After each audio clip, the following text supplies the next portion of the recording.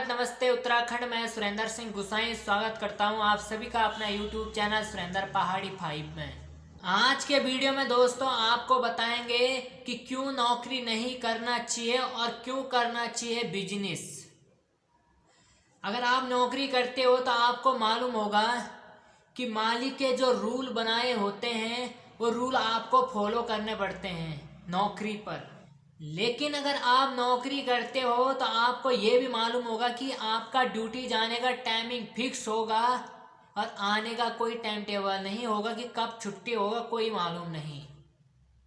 वहीं अगर आपका खुद का काम होता, खुद का बिजनेस होता, तो आपका कोई टाइम टेबल नहीं होता। जब चाहते आप काम पे जाते और जब चाहते आप घर आ जाते।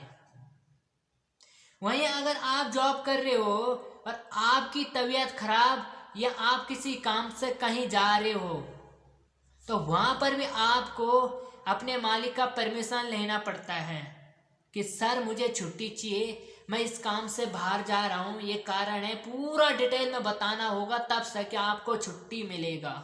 या आपकी तबीयत खराब हो गया तब भी कि सर ऐसी ऐसी बात है, ऐसी ऐसी बात है और मेरे को छुट्टी चाहिए। छुट्टी आपको मिल भी गया तो आप जिस काम के लिए बाहर जा रहे हो वहां भी आपको यही टेंशन रहेगा कि मेरे को ये काम आज ही निपटाना है क्योंकि मुझे कल ड्यूटी जाना है। और तबीयत खराब है तो आपको फिर भी 1 या 2 दिन की आपको छुट्टी मिलेंगे और उन 2 दिनों में आप ठीक हो या ना हो, अगले दिन आपको फिर भी काम पे जाना होगा। लेकिन वहीं आपका काम होता, आपका बिजनेस होता और आप किसी काम से बाहर जा रहे हो तो अपने घर वालों से कहते कि दुकान खोल लेना आज। या आपकी तबीयत खराब है तो आप अपने घर वालों से कहते कि दुकान खोल लो भैया, मेरी तबीयत खराब है। और जब तक आप बरोबर ठीक तब तक आप दुकान पे जाते ही नहीं, आपके घर वाले चला रहे हैं दुकान। लेकिन नौकरी पर आप घर वालों को नहीं भेज सकते हो, आपको खुद ही जाना पड़ेगा और खुद के काम पे आप किसी को भी भेज सकते हो। वहीं अगर बाहर बहुत तेज बारिश हो रहा और ठंड का समय है और आपका ड्यूटी जाने का मन नहीं कर रहा, तब भी आपको बा बोल कर ड्यूटी जाना होगा क्योंकि आप नौकरी करते हो। और आपका मालिक का मन करे तो काम पे आए और मन करे तो ना आए, क्योंकि आप है ना, आप कमा के दे रहे हो। वहीं अगर आपका खुद का बिजनेस होता, बाहर बहुत तेज बारिश हो रहा और बहुत तेज ठंड हो रही और आपका काम पे जाने का मन नहीं कर रहा तो नहीं जाते, रेस्ट करते। आज के बदले कल 8 घंटे की जगह पर 16 घंटे कर लेते। इसमें आपका खुद का काम था, लेकिन वहाँ नौकरी पर आपको जाना होगा। वहीं अगर आपके सामने आपका मालिक बैठा है और आपके घर से कॉल आ जाए उसी समय, तो आप चाह कर भी आपके घर वालों का कॉल नहीं उठा सकते क्योंकि आपके सामने आपका सर बैठे हुए हैं।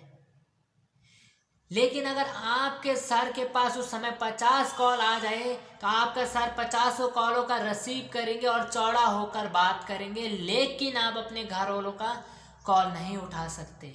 और जब आपकी छुट्टी हो जाएगा, आप कमरे में आ जाओगे, तब आप अपने घर वालों को कॉल करेंगे और घर वाले कहेंगे कि कॉल क्यों नहीं उठाया, तो आप कहेंगे कि मेरे सामने मेरे सर बैठे थे इसलिए मैंने कॉल नहीं उठाया। और जब आपके घर वाले कहेंगे कि कोई बीमार हो गया या घर पर कोई एक्सपायर हो गया, तब भी आप बैग उठाकर घर नहीं जा सकते। तब आप फिर अपने मालिक को फ़ोन करोगे और कहोगे सर ऐसे ऐसी घटना होगी और मेरे को छुट्टी चाहिए। तब आपका मालिक कहेगा कितने दिन की छुट्टी चाहिए, तो आप कहेंगे सर इतने दिन की। छुट्टी आपको मिल भी गया तो आपकी दिमाग में ये बात बैठेगा कि मेरे को इतने तारीख को ड्यूटी पहुंचना है तो पहुंचना है। मतलब छुट्टी मिलने के बाद आपकी दिमाग में ये बात बैठेगा कि मेरे को इतने तारीख पे ड्यूटी पहुंचना है तो पहुंचना है। अगर नहीं पहुंचा तो अगले दिन डांट, बहुत कुछ आपको सुनने को मिलेगा।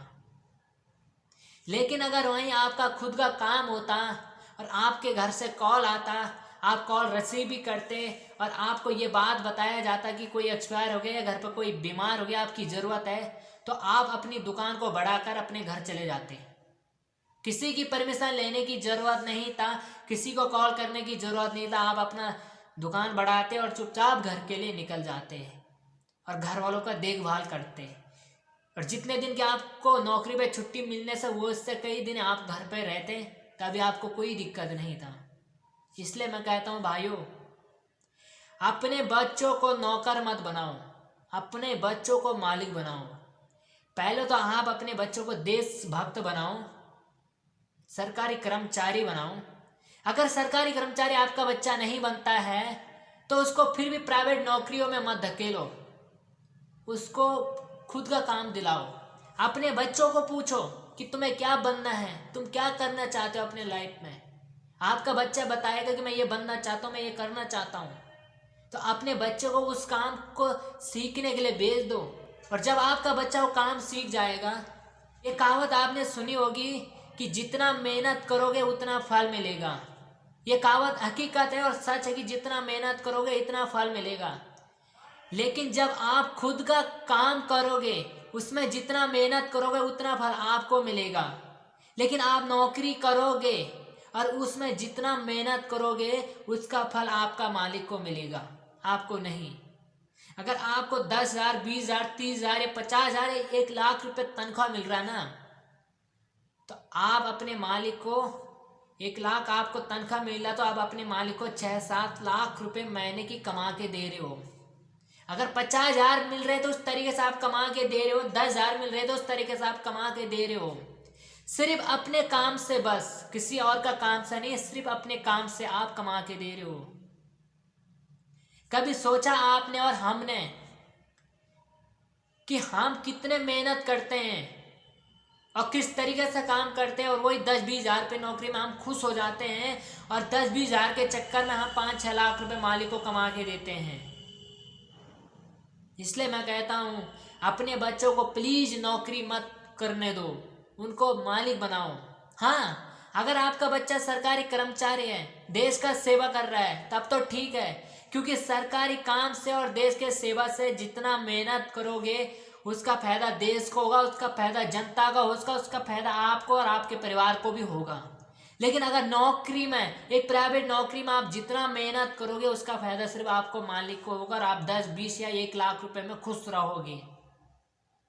इसलिए मैं कहता हूँ नौकरी से अच्छा खुद का काम करना सीखो। और आज के लिए इतना ही, बाकी आप आगे आपको जानकारियाँ देते रहेंगे। जय हिंद, जय भारत।